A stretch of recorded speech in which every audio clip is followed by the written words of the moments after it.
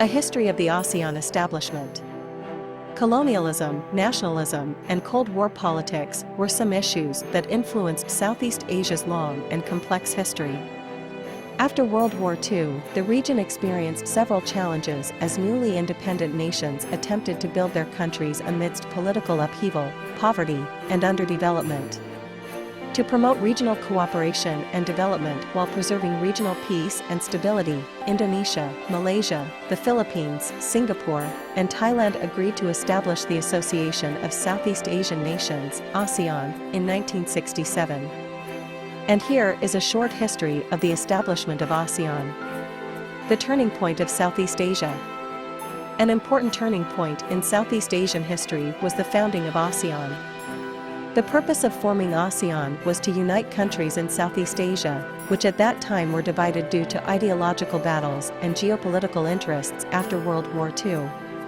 At that time, the region was still recovering from World War II's damage and was battling decolonization and nation-building difficulties.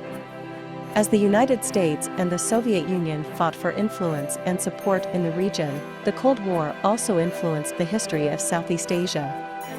Their ideological and geopolitical ambitions turned Southeast Asia into a battlefield, escalating unrest and endangering the region's growth.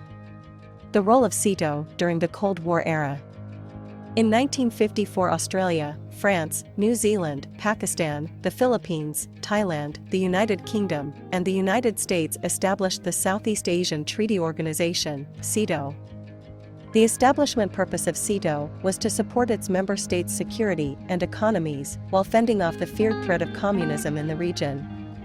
However, SEATO has come under fire for failing to overcome the economic and social challenges.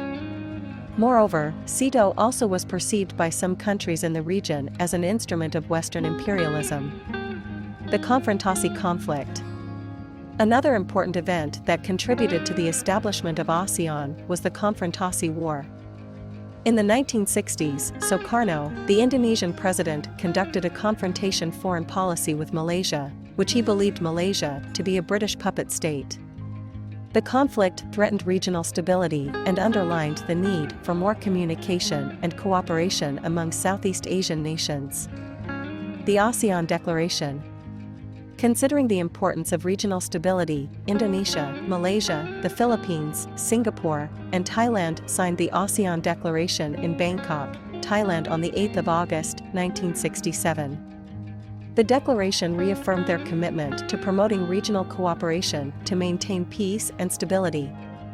Moreover, those countries agreed to strengthen Southeast Asian identity based on mutual respect. The ASEAN Expansion.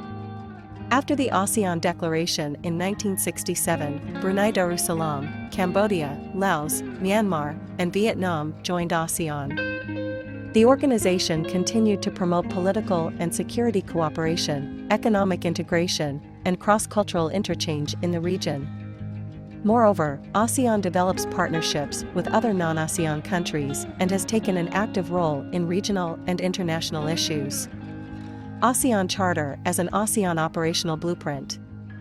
The ASEAN Charter represents the fundamental groundwork of the ASEAN community, a regional entity that aims to foster economic, political, and social synergy among its member nations. This charter was signed in Singapore on November 20, 2007 and is legally binding to the member countries. The charter ultimately entered into force on December 15, 2008. The Charter provides a legal framework for the ASEAN community and delineates the respective obligations and responsibilities of each member state. The ASEAN community encompasses three core elements, or well known as the three pillars of ASEAN. 3 pillars of ASEAN. ASEAN operates based on 3 main pillars that guide its activities. The pillars include political security, economic, and socio-cultural. The political security pillar seeks to foster regional peace and stability by promoting cooperation on political and security matters. This pillar encompasses a range of activities, such as preventing and resolute conflicts, counterterrorism measures, and promoting as well as protecting human rights.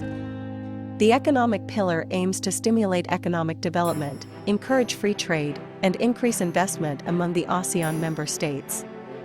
This pillar encompasses various initiatives, such as the ASEAN Free Trade Area establishment and the formation of the ASEAN Economic Community.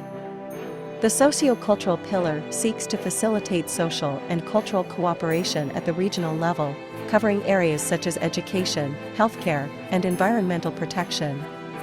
This pillar encompasses various activities, such as cultural exchanges, disaster management, and collaboration among the ASEAN countries on public health issues. The establishment of ASEAN was a crucial turning point in Southeast Asian history. ASEAN has become a platform for regional cooperation and development, promoting peace, stability, and economic growth. Today, ASEAN remains an essential organization to overcome the challenges facing Southeast Asia in the 21st century. As ASEAN continues to expand and evolve, it is poised to play an even more significant role in shaping the region.